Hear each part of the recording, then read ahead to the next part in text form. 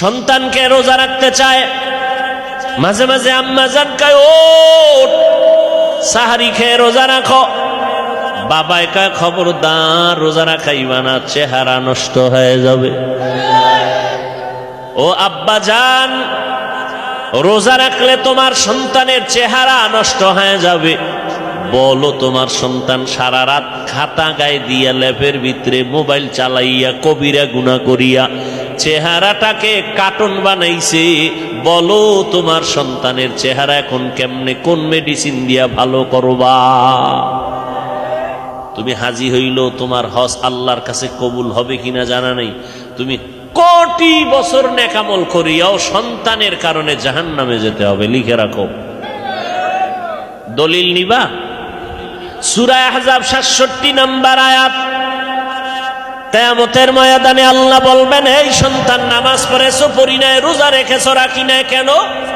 রব্বানা ইন্না আতা'না সাদাতানা ওয়া কুবারানা ফাআদাল্লুনা সাবিলা। আমি বেনামাজি হই নাই, আমার মা বাবা বেনামাজি বানাইছে। আমি বেরোজাদার হই নাই, আমার মা বাবা বেরোজাদার বানাইছে। রোজা রাখতে চাইছি, বাবায় বাধা দিয়েছে। আমার মা বাবায় কোনোদিন নামাজের দাওয়াত দেয় নাই, দাড়ি রাখার গুরুত্ব বুঝায় নাই, বরং আমার আব্বা আম্মা হাতে ধরে ধরে গ্রামীণ ব্যাংক থেকে খুব হারাম পায়খানা কেমনে খাবো সেই রাস্তা শিখাইছি। আল্লাহ কয়, তুই বিবেক দিছি, বিবেক দিয়ে সঠিক পথে চললি না কেন, তোর আজ বিচার হবে। কিসের বিচার? বলে ইন্নাস সামআ ওয়াল বাসারা ওয়াল ফুআদ কুল্লু উলাইকা কানা আনহু মাসউলা। বিবেকের বিচার হবে। সন্তান কয়, বিচার না আমার করবেন কেন? যদি করে নই তা আমার একটা দাবি, রব্বানা আতিহিম যিফাইনি মিনাল আযাব ওয়াল আনহুম লা'নান কাবীরা। আমারে ফিডা যদি একটা দাও, ডবল ফিডা মা বাপরে দিতে হবে। কোরআনের আয়াত। এজন্য আল্লাহ বলেন, ইয়া আইয়ুহাল্লাযীনা আমানু কু আনফুসাকুম ওয়া আহলিকুম নারা ওয়াকুদুহান নাসু ওয়াল হিজারা আলাইহা মালাইকাতুন গিলাযুন শিদাদুন লা ইয়াসুনাল্লাহা মা আমারাহুম ওয়া ইয়াফআলুনা মা ইউমারুন। ও মুমিনেরা, জাহান্নামের আগুন থেকে নিজেকে বাঁচাও, তোমার আহালকে বাঁচাও। আগে কারে বাঁচাইতে কইছে? হুজুরেরে। কারে বাঁচাইতে কইছে? দেখছেন নি? নিজেকে। আগে জাহান্নাম থেকে নিজেকে বাঁচাও, তারপরে হুজুর না আহাল? জাহান্নাম থেকে নিজেকে বাঁচাও, তারপরে আহালকে বাঁচাও। আমি বক্তার জন্য আহাল হলো উম্মত, আলেমদের জন্য আহাল উম্মত।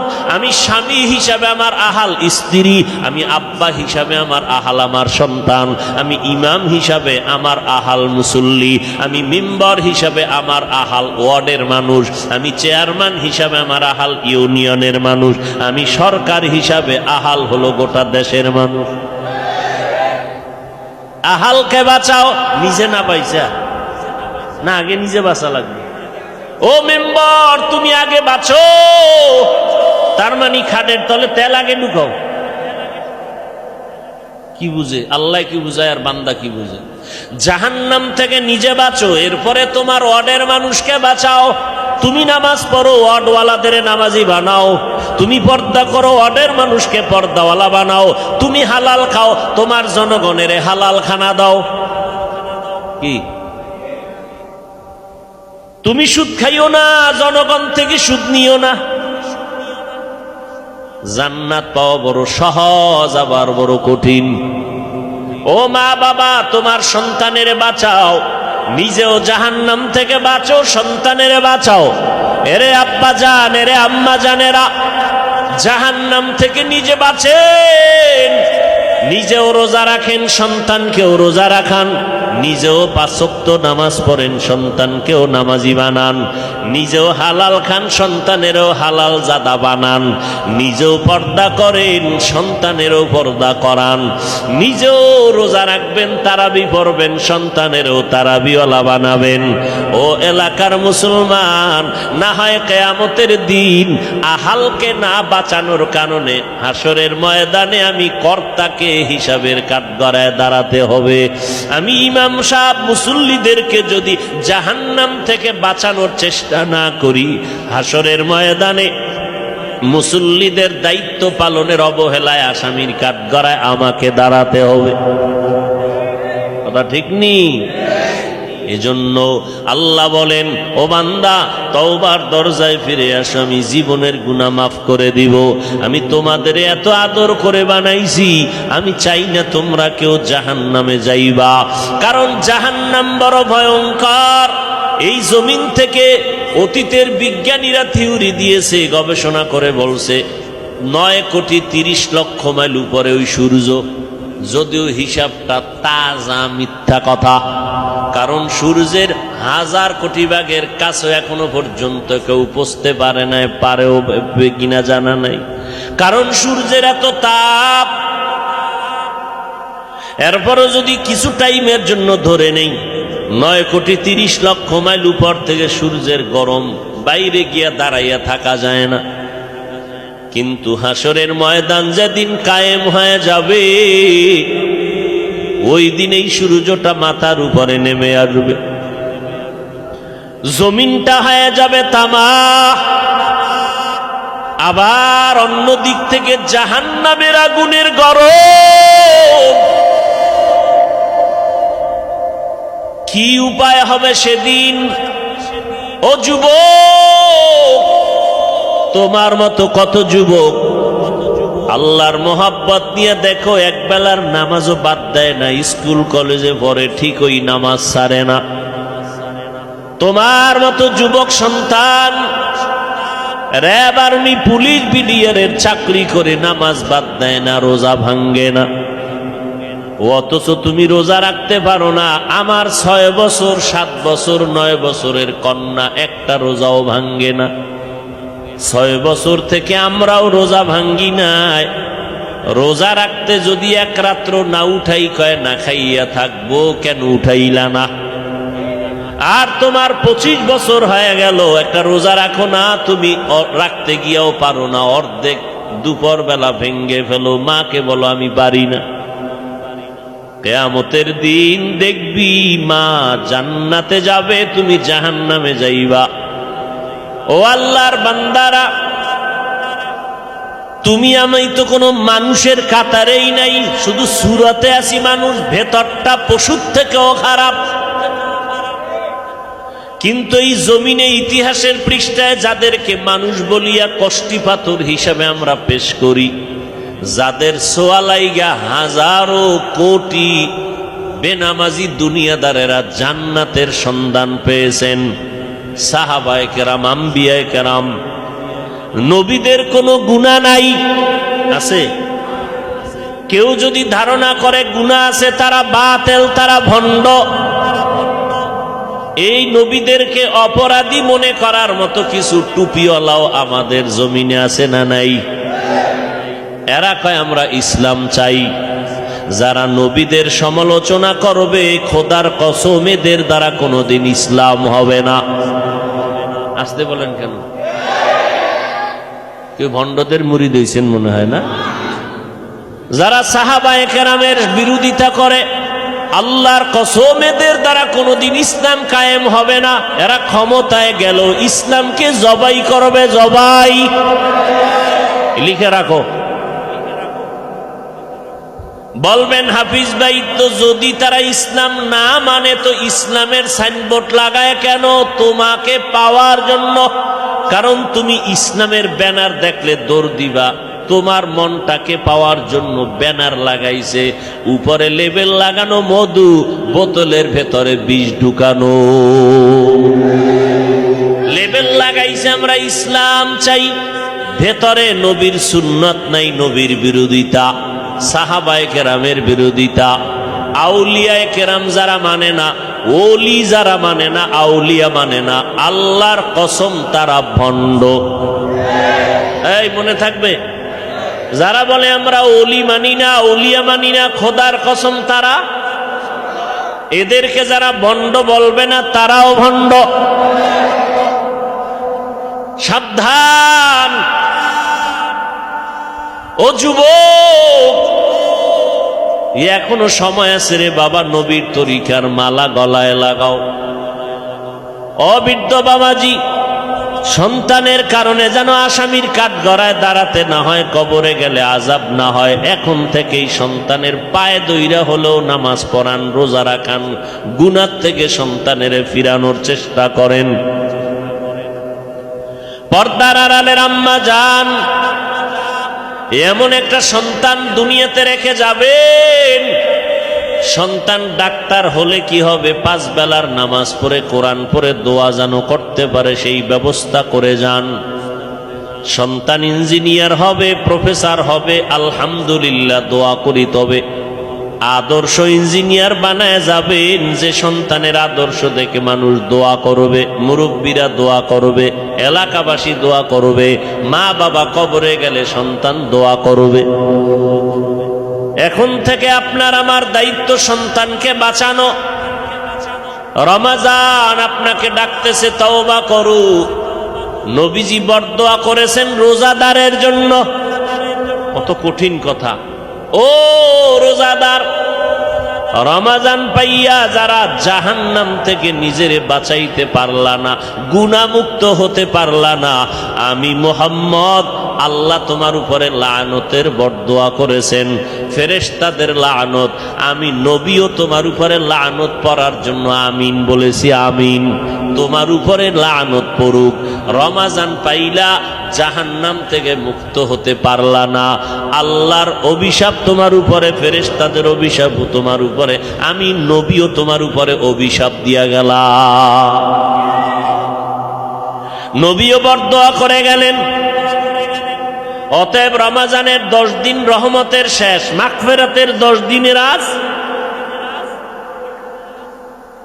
কি ভাইরা আমার,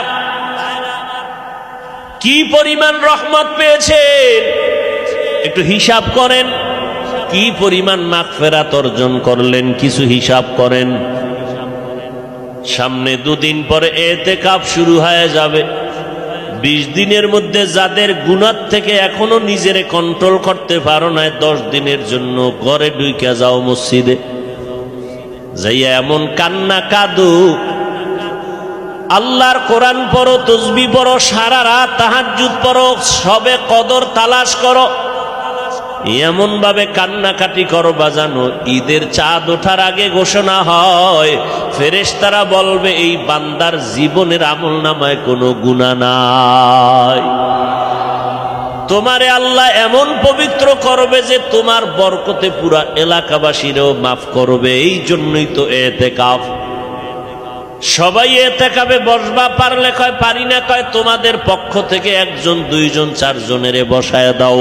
তোমরা যেহেতু ব্যস্ত, তোমাদের এই লোক মসজিদে গিয়া কোরআন খতম করবে, তাহাজ্জুদ পড়বে, কান্না করবে, দোয়া করবে, কিন্তু কপাল এত খারাপ, ইতিকাফে বরা বসাবার কোনো ভালো মানুষ নেই। যারা বয়ারা কোরআন পড়তে পারে না, যারা ইতিকাফে বসতেছো চায় না, সাইফা দৌড়ের পরে 10 জনে রয়ে গেছে মসজিদে, ঘরে ঘুমাবি, ওখানে ঘুমা। কি সন্তান, মা বাপ, সন্তানেরা কয় বুড়া মানুষ ঘরের মধ্যে সারাদিন চিল্লা পাল্লা করে, মসজিদে থাক 10টা দিন ভালো, নিয়ে যাও বাবা, যাও খানা দানা পৌঁছাই দিব, 6 বেলা খানা পৌঁছানো, কোনো টেনশন নাই, খালি খাবা আর ঘুমাবা, আর বাথরুম তো পাশে আছে। হ্যাঁ ঘুমাইতেছে, কির তাহাজ্জুদ, কির কোরআন, আউযুবিল্লাহ পারে না, কিসের কোরআন খতম করবে? আপনারা হাসেন, কি জিদ না লাগে শরীরের ভিতরে যে আল্লাহর ইবাদতের সাথে এই রকম গাদ্দারি। তা ইতিকাফে বসার মানুষ নাই, দইরা মইরা শেষ পর্যন্ত কি করে, বসবেই না। একজনের ভাইছে, আরে 2-3 হাজার টাকা দিলে বইবে, ঠিক আছে টাকা দিব, তারপর এই হলো এতেকাফ। এ কির কদর তালাশ করবে, কিসের কদর তালাশ করবে? অথচ এতেকাফে তো বসবে ওই বান্দা যে 5 খতম কোরআন পড়ার মতো যোগ্যতা আছে, সারা রাত তাহাজ্জুদ পড়তে পারে, নফল ইবাদত পড়তে পারে, কোরআন তেলাওয়াত করতে পারে। এই রকম বান্দা তো এতেকাফে বসবে। আম্মা জানেরা ঘরের নির্জন জায়গায় এতেকাফে বসবেন। 10টা দিন আল্লাহর সাথে সম্পর্ক গভীর করবেন, কোরআন খতম করবেন, যত পারেন কোরআন পড়বেন, সন্তানের জন্য তাহাজ্জুদ করে দোয়া করবেন। ও আল্লাহ, সন্তানের চেষ্টা করিয়াও লাইনে রাখতে পারি না, তুমি সন্তানকে বাধ্য বানাও, নামাজি বানাও, রোজাদার বানাও, লেখাপড়ায় কামিয়াবি দান করো। আমার সন্তানের আচরণে কেউ যেন কষ্ট না পায়, আদর্শ সন্তান বানায় দাও, পরীক্ষায় কামিয়াবি দান করো। মা বাবার দোয়া করতে দেরি, কবুল হইতে দেরি না। এক তো রমজান মাস, আবার রাতের গভীর তাহাজ্জুদের সময়, 1000 মাসের ইবাদতের থেকেও বেশি সওয়াব। অতএব আল্লাহর মোহাব্বত অন্তরে জমা করো। আল্লাহ তওবার পথে ডাকতেছেন, পাহাড় সম পরিমাণ গুনাহ যদি করো, আমার রহমতের দরজা বড়, ফিরে যাইও না, আমি আল্লাহ তোমারে ক্ষমা দিব, আসো। ও যুবকেরা, দুনিয়ায় সূর্যের গরম সইতে পারো না, গুনাহ করে করে জীবনটা শেষ। আজকে আমি বক্তা, তুমি শ্রোতা, আমি ইমাম, তুমি মুক্তাদি, তুমি ডাক্তার, আমি রোগী।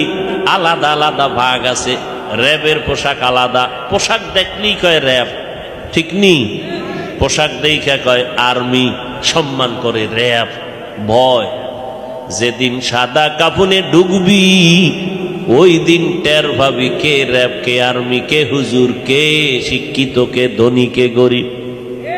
আল্লাহ বলেন জাহান্নামে দিতে চাই না, এরপরে তুমি গুনাহ করিয়া জাহান্নামের পথে দৌড়াচ্ছ। আমি সেখান থেকে টেনে বের করার জন্য নবী পাঠাইলাম, কিতাব দিলাম, হাদিস দিলাম, তারা তোমাদের বুঝাবে, আলেমরা বুঝাইতেছে, পিসাবরা বুঝাইতেছে, বিভিন্ন ভাবে তোমাকে গুনাহ থেকে বাঁচানোর সবক দিতেছে। এরপরও যেহেতু জাহান্নামে যাবি, একটু গিয়া মজাটা বুঝে দেখ জাহান্নামটা কেমন। যেহেতু যাবি, আমিও রাস্তা খুলে দিলাম, যা। 13টা বছর আবু জাহাল নবীকে দেখলো, বয়ান শুনলো, এরপরও কালেমা পড়ছে। কেন? সে জাহান্নামে ইচ্ছা করে যাবেই। আপনারা জানেন মিথ্যা কথা বলা হারাম, জানেননি? এরপরও বলেননি। দাড়ি কাটা ছাটা হালাল না হারাম? এরপরও দাড়ি কাটেননি। কাটনেওয়ালা নাই? পর্দা করা ফরজ, পর্দা করা কি? এরপরও বেপর্দাওয়ালা মানুষ আছে না নাই? জানার পরে আকাম কেন করে? আলেমরা বুঝাইতেছে, কোরআন বুঝাইতেছে, হাদিস বুঝাইতেছে, এরপরেও এই অপরাধ কেন করে? ও চাইতেছে আমি জাহান্নামে যাব। আল্লাহ কয় যখন যাবি তো রাস্তা খুলে দিলাম, যা। কিন্তু আমি 1 সেকেন্ডের জন্য চাই না আমার এই মহব্বতের কোনো বান্দাবান্দি জাহান্নামে যাক, চাই না। তার দলিল কি? 1 নাম্বার দলিল, তোরে বানাইছি আমি খুব আদর কইরা। দ্বিতীয় দলিল, আমি আল্লাহ এই আয়াতের দ্বারা তোদেরকে তওবার দিকে ডাকতেছি, ফিরে আয়। মানুষ কোটি কোটি গুনাহ এক রাতে করে নাই, একদিনে করে নাই।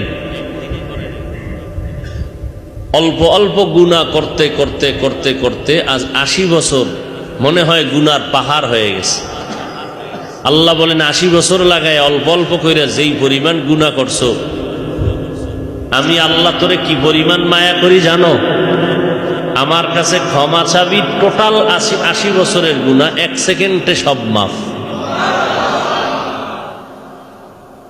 আদালতে মামলা হইছে, মার্ডার মামলা, হত্যা মামলা। হত্যা মামলার ধারা আলাদা, রায় আলাদা, বিচারক আলাদা। আর এক মামলা হইছে একই ব্যক্তির নামে, ধর্ষণ মামলা। আর এক মামলা ডাকাতির মামলা, আর এক মামলা দুর্নীতির মামলা। এক এক মামলার বিচারক আলাদা, রায় আলাদা, হাজিরা আলাদা, ঠিক নি? রায় আলাদা। এক মামলায় যাবজ্জীবন, এক মামলায় এতশো টাকা তোমার জরিমানা, এতশো হাজার টাকা জরিমানা দাও। এই এক এক মামলার এক এক রায়, শুনানি চলতেছে, চার্জশিট হচ্ছে, সাজা হইতেছে। আল্লাহ বলেন, তুই কত ধারায় কত অপরাধ করছো? ধর্ষণ করছো? আমার আদালতে খাতায় লেখা আছে তুই ধর্ষণের মামলার আসামি। আমার তোর আমলের খাতায় লেখা আছে তুই চুরির মামলার আসামি, তুই জালেমের মামলার আসামি। আমি আল্লাহ কোনো ভিন্ন আদালত বানাই নেই। তোর 80 বছরের হাজারো ধারার মামলা আছে, আমার কাছে আলাদাভাবে শুনানিও দেওয়া লাগবে না যে আমি এই এই এই এই মামলার আসামি। আল্লাহ বলেন, খালি বলবি আমি অপরাধী, তোর জীবনের সব ধারার মামলা 1 সেকেন্ডে শেষ। এইরকম একজন আপন আছে পৃথিবীতে? কেউ? মা বাবা আছে? নেই। স্বার্থের টানে মা বাবা সন্তানকে জবাই করে, সন্তানকে ত্যায্য করে দেয়, সন্তানকে ঘরবাড়ি ছাড়া করে দেয়। আর আল্লাহ কি পরিমাণ অপরাধ তো করলাম, এরপর আল্লাহ ডাকতেছেন, ইয়া ইবাদি, হে বান্দারা। আল্লাহ যদি বলতেন হে মুমিনেরা, তাহলে শুধু মুমিন তওবার সুযোগ পেত, বেঈমান পেত না। আল্লাহ এখানে মুমিন মুসলমান আলাদা করেন নাই।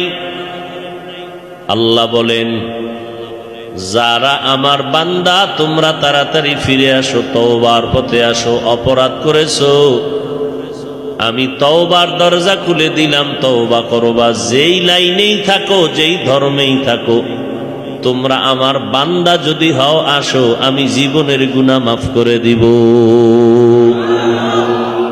এ হিন্দু ধর্মের মানুষ, তুই আমার বান্দা।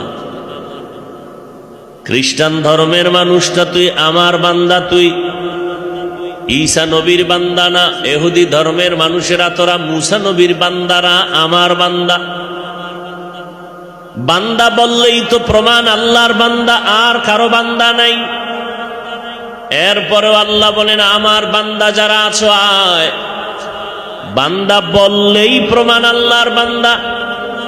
আমার বান্দা কেন বলেছেন? আল্লাহ বলেন, আমার বান্দা বলার কারণ, দুনিয়াতে অনেক মানুষ ক্ষমতার পাওয়ার পাইয়া আমি আল্লাহর বান্দা স্বীকার করতে চায় না।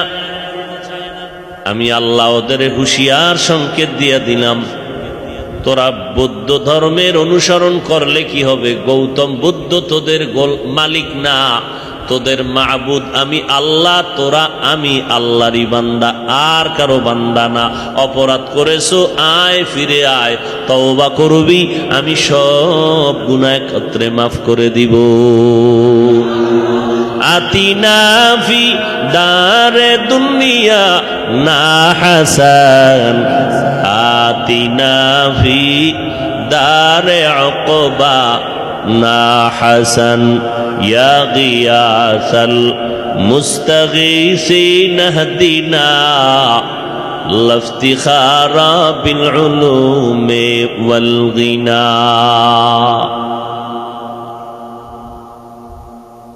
তওবার পথে আল্লাহ ডাকতে গিয়ে বললেন, বান্দা, মুমিন বুঝি না, মুসলমান বুঝি না, হিন্দু বুঝি না, খ্রিস্টান বুঝি না, সব আমার বান্দা। আমার কাছেই ফিরে আসো, ক্ষমা করে দিব। আমার বান্দা বলার আর এক কারণ, আসমান আমি আল্লাহ বানাইছি, জমিন আমি বানাইলাম, পাহাড় আমি বানাইলাম, সূর্য আমি বানিয়েছি, সব আমার, গোটা মাখলুকাত আমার। কিন্তু আমি একবারও বলি নাই আমার সূর্য, আমি চন্দ্রকে একবারও বলি নাই আমার চন্দ্র, আমি পাহাড়কে একবারও বলি নাই আমার পাহাড়। দুনিয়ায় সব আমি বানাইছি, বাতাস এত দামি একটা সম্পদ, একবারও বলি না আমার বাতাস। আমি আল্লাহ তওবার দিকে ডাকতে গিয়া বললাম আমার বান্দা।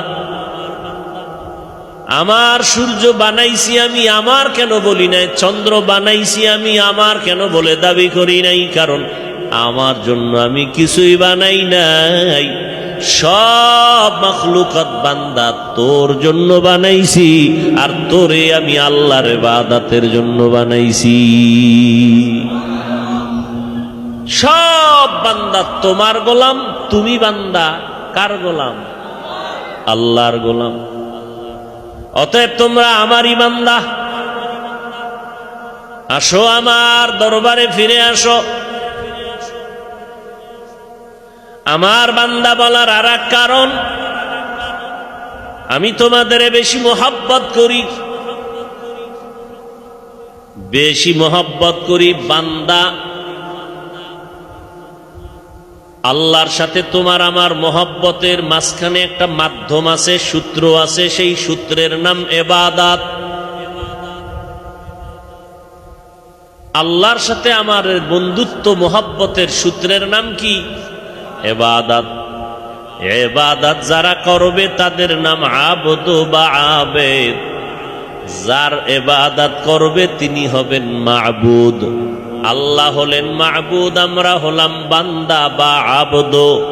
মাঝখানের সম্পর্কের নাম হলো ইবাদত। এজন্য সৃষ্টির শ্রেষ্ঠ নবী রাহমাতুল লিল আলামিন কেও আল্লাহ বলেছেন আমার বান্দা। নবীকেও আল্লাহ বান্দা বলেছেন। সুবহানাল্লাযী আসরা বিআবদিহি লাইলাম মিনাল মাসজিদিল হারামি ইলাল মাসজিদিল আকসা। আমি আমার প্রিয় বান্দাকে ভ্রমণ করাইলাম বাইতুল্লাহ থেকে বাইতুল মাকদিস পর্যন্ত। আমরাও কার বান্দা? হিন্দু কার বান্দা? ইহুদি কার বান্দা? সৃষ্টির শ্রেষ্ঠ নবীজি কার বান্দা? নবী এত দামি, কোরআন শরীফে কোথাও নবীর নাম ধরে ডাকেন নাই। মূসা নবীর নাম ধরে ডাকলেন, ওয়ামা তিলকা বিয়ামিনিকা ইয়া মূসা। ঈসা নবীর নাম ধরে আল্লাহ কোরআনে ডাকলেন, ইয়া ঈসা ইবনে মারইয়াম। ইব্রাহিম নবীর নাম ধরে ডাকলেন, ওয়ানাদাইনাহু আইয়া ইব্রাহিম। কিন্তু আমার নবীর নাম কোরআনের কোথাও নামটা উল্লেখ করে ডাকেন নাই। যেখানে যেখানে আমার নবীকে ডাকার প্রয়োজন, সম্বোধন করার প্রয়োজন, সেখানে এমন নাম ছাড়া এমন কিছু অলংকার যুক্ত শব্দ আল্লাহ চয়ন করেছেন, যেই শব্দগুলোর ব্যাখ্যা বুঝার জন্য সময়ের ব্যাপার। ইয়া আইয়ুহাল মুযাম্মিল কুমিল লাইলা ইল্লা কালিলা ইয়া আইয়ুহাল মুদ্দাসসির ইয়াসিন তাহা। নবীর সুন্দর সুন্দর শব্দ নবীর শানে আল্লাহ ব্যবহার করেছেন, নাম নেন নাই। নবীর নামের সম্বোধনের ক্ষেত্রে সৃষ্টির শ্রেষ্ঠ শব্দ আল্লাহ ব্যবহার করেছেন রাহমাতুল লিল আলামিন, খাতামুন নবিয়্যিন, ইমামুল মুরসালিন, বাশীরা ওয়া নাযীরা। নবীকে কাউসার ওয়ালা বলে ডাকছেন, ইন্না আ'তাইনাকাল কাউসার।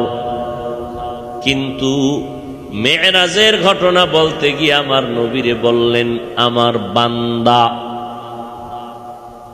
কারণ আল্লাহ বান্দা বলে ডাকার কারণ, আল্লাহর সাথে মাখলুকতের মধ্যে শ্রেষ্ঠ মানুষ, এদের সাথে আল্লাহর সম্পর্কের মাধ্যমের নাম ইবাদত।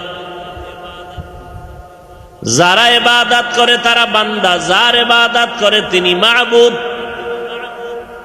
সারা দুনিয়াতে কিয়ামত পর্যন্ত আদম নবী থেকে যত ইবাদত করনেওয়ালা ছিল, আছে, থাকবে, আমার নবীজির মতো ইবাদত করনেওয়ালা কেউ নাই। এজন্য আমার নবী শ্রেষ্ঠ বান্দা।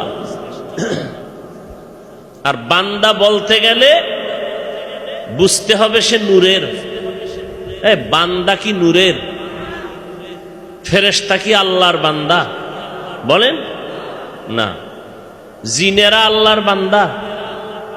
বান্দা বলতে কি বলেন? মাটির সৃষ্টি মানুষ। মনে থাকবে?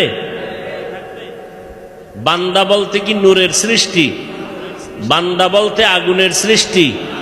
কিসের সৃষ্টি? তাহলে আল্লাহ নবীরে বান্দা বলছেননি? কথা বলেন না কেন? এত জিদ কেন শরীরের মধ্যে? দাড়ি নাই, টুপি নাই, সুদের টাকায় ব্যবসা করেন, নবী বান্দা না নূর এ নিয়ে কিলাকিলি করেন। সুবহানাল্লাযী আসরা বিআবদিহি, নবীকে আল্লাহ বলেন আমি আমার বান্দাকে সফর করাইছি মক্কা থেকে বাইতুল মাকদিস, সেখান থেকে সপ্তম আসমান, লৌহ কলম, আরশ কুরসি। বান্দা বলতে নূরের সৃষ্টি, বান্দা মানে আগুনের সৃষ্টি। তা কিলাকিলি করেন কেন?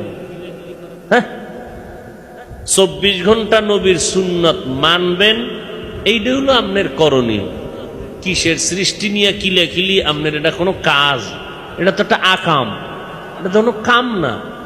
শয়তানে যারে ধরে কাম থুইয়া আকাম করে, কাম থুইয়া আকাম করে। দাড়ি লম্বা করো, এই কাম নাই, আকামের দোকানদারি লয়ে বয়রিস। হ্যাঁ, এটা কাম।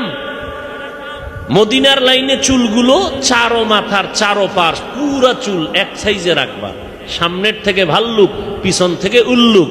কারণ কি? হ্যাঁ, বানরের বাচ্চা হয়ে গেছো? বেঈমানের স্লোগান শুনে যে আমাকে বানর ছিল পূর্ব, বানর থেকে আমরা হয়েছি। বানর থেকে হয়েছি। বানরের দাম বেশি না মানুষের দাম বেশি? তো বানরের সাথে আমাকে তুলনা দিয়ে সম্মান বাড়াইলো না কমাইলো? এরপর ওই কমানোর স্লোগানে এত চেঁচামেচি কেন করে? বানরের চরিত্র বানর থেকে যদি আসে এটা বুঝানো যায়, তাহলে বোঝা গেল মানুষ আল্লাহ বানায় নাই। তা আল্লাহ যেহেতু বানায় নাই, তা আল্লাহর বিধান মানার দরকার নেই। বানরের মতো রাস্তাঘাটে চলো, যৌবনের প্র্যাকটিস করো, বানরের মতো উলঙ্গ থাকো, বানরের মতো ওই স্বভাব চরিত্র নিয়ে চলো। আল্লাহ হেদায়াত দান করুন। আমরা মানুষ মতো দামি পৃথিবীতে আর কোনো প্রাণী নেই। 5 ওয়াক্ত নামাজ পড়বেন, এটা কাম। সময় নাই,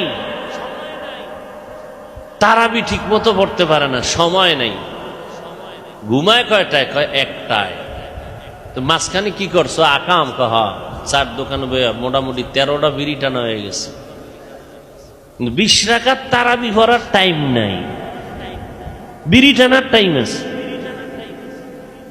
চায়ের দোকানে বসে আড্ডা দিয়ে রাত্র 1টা পর্যন্ত, সে টাইম আছে। ভোর রাত্রে 1.5 পেট খাওয়ার টাইম আছে, 2 রাকাত তাহাজ্জুদ পড়ার টাইম নেই।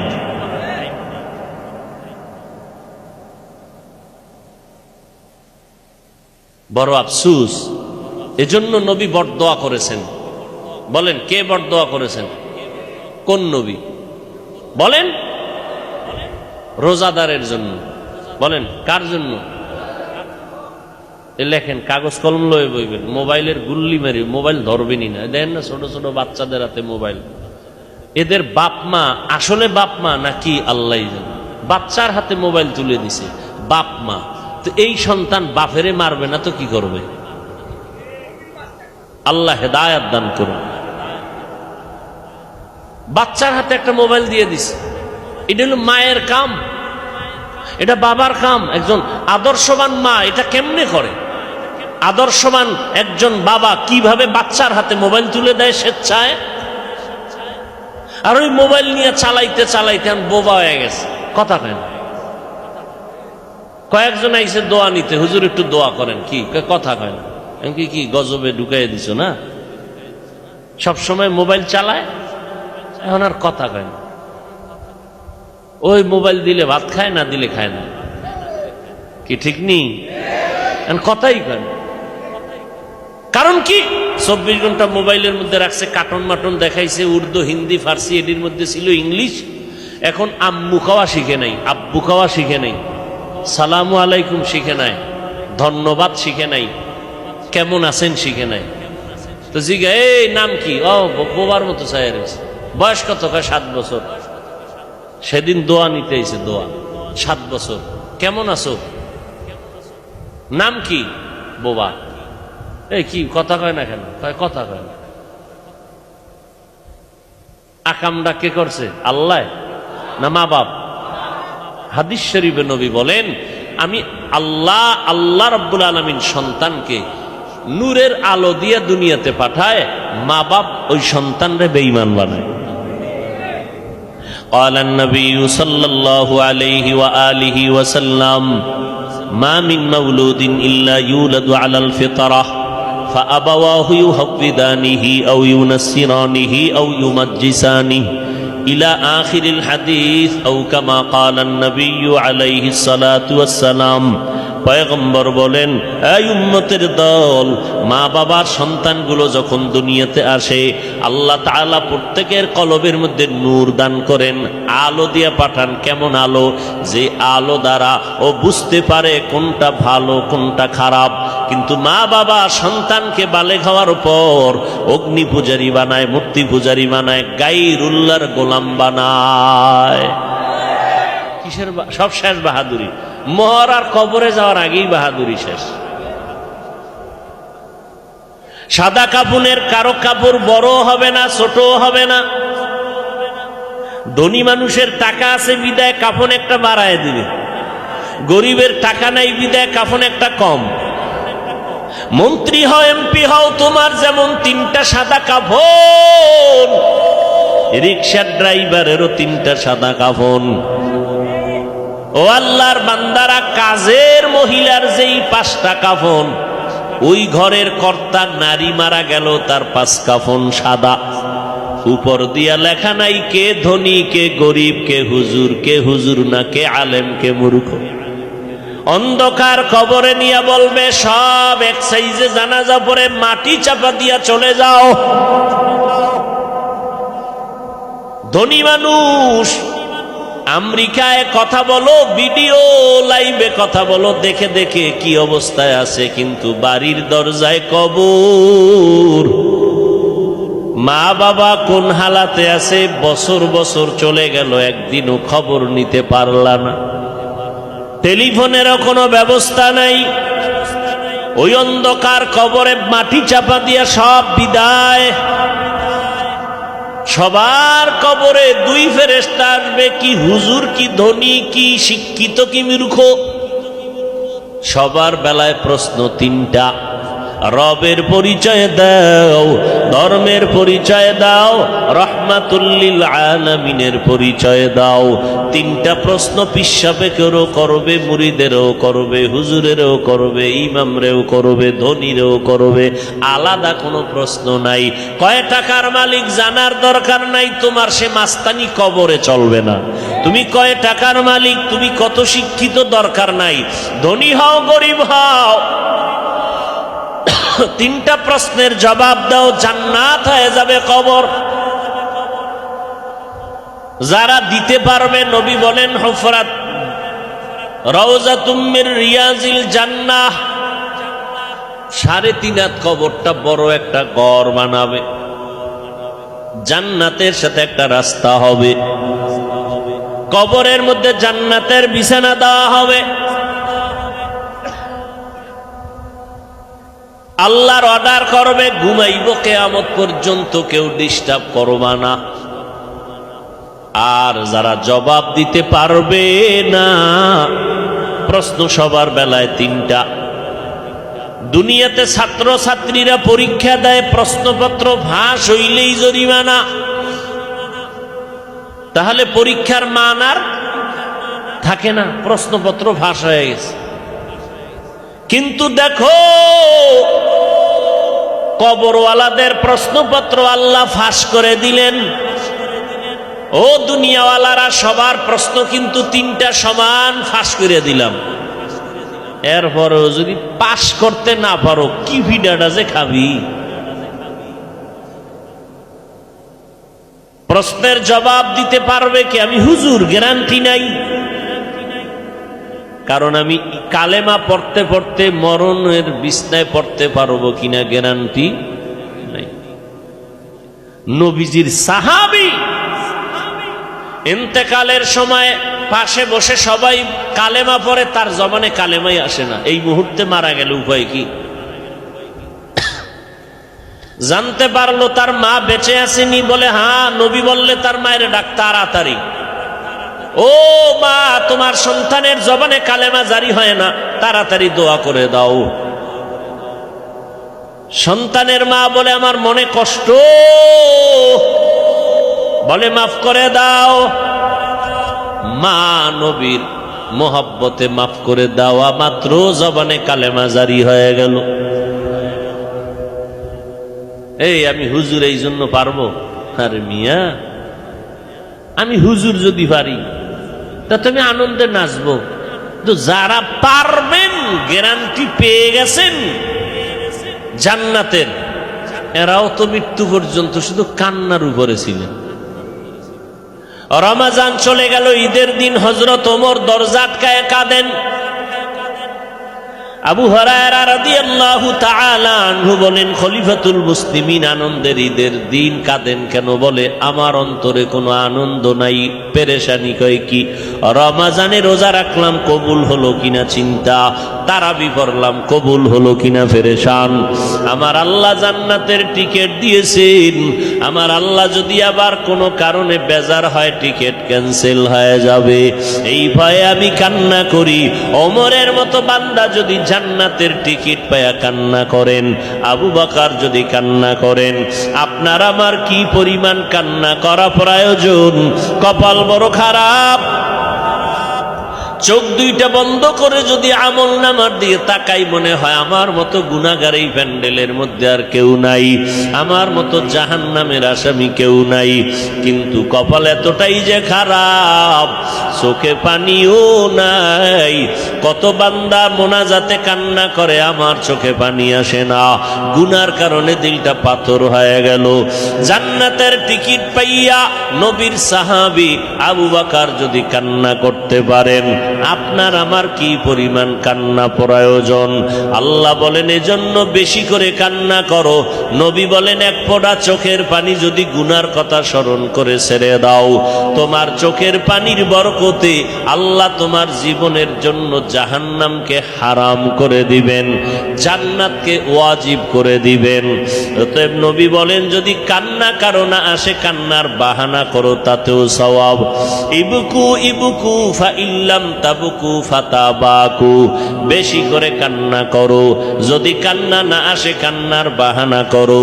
নবীজি হাদিস শরীফের মধ্যে বলেন, গাভীর ওলান থেকে দুধ বের করে ভেতরে যেমন ঢুকানো সম্ভব না, যারা চোখের পানি ছেড়ে জাহান্নামের ভয়ে কাঁদবেন, আল্লাহর নবী বলেন আমার আল্লাহ তাকে আর জাহান্নামে কখনো ঢুকাবেন না।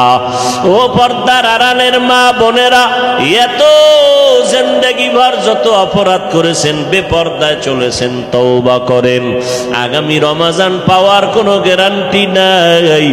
রমাজান দেখতে না দেখতে 20টা রোজার শেষের দিকে চলে আসলাম। রহমত পাইলাম কিনা জানা নাই, মাগফিরাত অর্জন হলো কিনা জানা নাই। সামনে নাজাতের দিন শুরু হয়ে যাবে। আল্লাহর কাছে তওবা করেন, মনে মনে আল্লাহকে বলেন, ও আল্লাহ, এই বয়সে কত মা কবরে চলে গেল, কত বোন কবরে চলে গেল, কিসের টাকা, কিসের বাড়ি গাড়ি। আজকে আপনি যদি মরিয়া যান, আপনার স্বামী নতুন ভাবে আর একটা বিবাহ করিয়া আনন্দের জীবন যাপন করবে। আপনি মা মরে গেলে আপনার খোঁজ নেওয়ার মতো আপনার কাউরে পাইবেন না। আপনার সন্তানেরা কয়েকদিন কান্নাকাটি করিয়া আর খবর নিবে না। এরা দুনিয়ার টাকা পয়সা পাইয়া আনন্দে আত্মহারা হয়ে যাবে। হবে রে মা,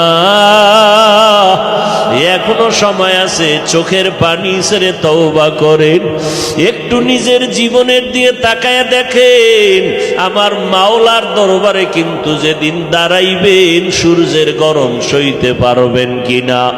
আমার আল্লাহর আদালত বড় ভয়ঙ্কর আদালত। এখনো সময় আছে। মরিয়া গেলে কি এমন একজন দিনদার স্বামী, কোরআন পড়নেওয়ালা স্বামী আপনি নিয়েছেন যে মরিয়া গেলে কোরআন পড়ে দোয়া করবে? এমন একজন কোরআন পড়নেওয়ালা সন্তান কি দুনিয়াতে বানাইতে পারছেন যে আপনি মরিয়া গেলে সন্তান কোরআন পড়ে দোয়া করবে? ও বৃদ্ধ বাবাজি, মরার পরে কি কামাই করলেন হিসাব করেন। দুনিয়ার কামাই তো কম করেন নাই। বাড়ির অভাব নাই, গাড়ির অভাব নাই, টাকার অভাব নাই, জমিনের অভাব নাই, ফসলের অভাব নাই। কিন্তু এই ক্ষণস্থায়ী দুনিয়া ছাড়িয়া যেদিন কাফন পরিয়া কবরে যাবেন, হাসরের মাঠের কোনো সম্পদ অর্জন করলেননি। দুনিয়াতে বাড়ির মালিক হইয়া মানুষ আপনাকে বাড়িওয়ালা বলে, গাড়িওয়ালা বলে, কিন্তু আপনি মরার পরে কিয়ামতের দিন কেউ কি বলতে পারবে আপনি কোরআনওয়ালার বাবা? আপনাকে কি কেউ বলতে পারবে আপনি কোরআনওয়ালার মা? বলতে পারবে আপনি সুন্নাতওয়ালা আমলকারীর মা? বাড়িওয়ালা হইলেন, গাড়িওয়ালা হইলেন, টাকাওয়ালা হইলেন, সম্পদওয়ালা হইলেন, কিন্তু কোরআনওয়ালার বাবা হইতে না পারাটা বড় দুঃখের কথা। এখনো চেষ্টা করেন কোরআনওয়ালার মা বাবা হওয়ার জন্য। আল্লাহর কোরআন নিজেও পড়েন, সন্তানকেও শিখান। পিছনের গুনার জন্য তওবা করে চোখের পানি ছেড়ে আল্লাহকে বলেন মনে মনে, আল্লাহ আর গুনাহ করব না, আর রোজা ভাঙবো না, নামাজ ছাড়বো না, তারাবি ছাড়বো না, তাহাজ্জুদ ছাড়বো না, পরিপূর্ণ নামাজ পড়ব, পরিপূর্ণ 20 রাকাত তারাবি পড়ব, পরিপূর্ণ রোজার হক আদায় করে মিথ্যা বলবো না, গীবত করব না, কারো পরনিন্দায় যাব না, কারো উপরে জুলুম করব না, কারো হক নষ্ট করব না। আল্লাহর মোহাব্বত নিয়ে যদি তওবা করতে পারেন, আমার আল্লাহ জীবনের গুনাহ মাফ করবেন।